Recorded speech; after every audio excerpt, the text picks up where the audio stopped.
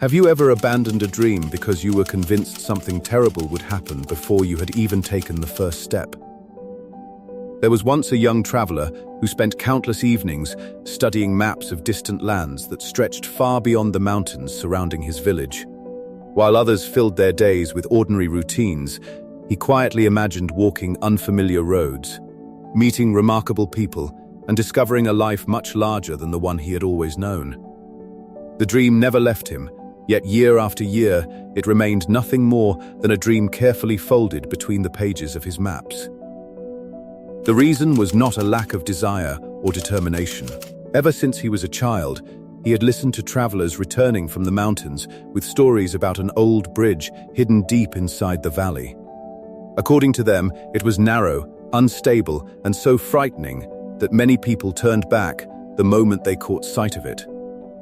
Some claimed the bridge swayed with every step, while others insisted it had caused countless journeys to end before they had truly begun. Although no one seemed to tell exactly the same story, they all agreed on one thing: crossing that bridge was a terrible mistake. As the years passed, the young traveler became convinced that beginning his journey would be foolish. Whenever excitement encouraged him to pack his belongings, the thought of that bridge quietly replaced hope with hesitation. He persuaded himself that waiting a little longer was simply the responsible choice. Perhaps he needed more experience, better preparation, or greater confidence before attempting such a dangerous journey.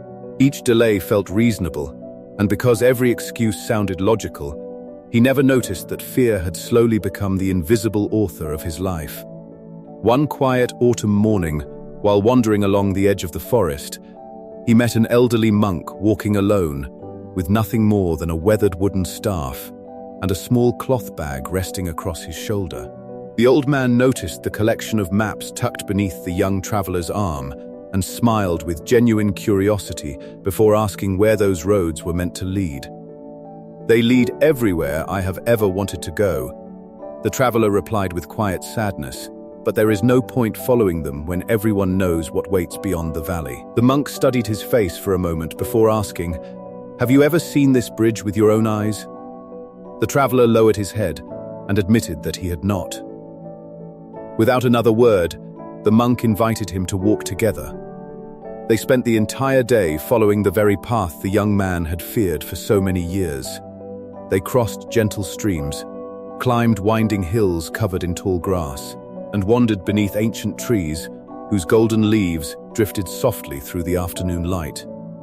With every step, the traveler felt his heartbeat grow heavier, believing that the terrifying bridge must surely appear around the next bend. At last, they arrived. The traveler stood perfectly still. Stretching across a narrow stream was not the monstrous bridge he had imagined for most of his life, but a simple wooden crossing so ordinary that a child could have crossed it without hesitation. It was sturdy, quiet, and hardly worthy of the frightening stories that had haunted him for years. Unable to hide his confusion, he turned toward the monk and asked, "How could so many people have feared something so small?"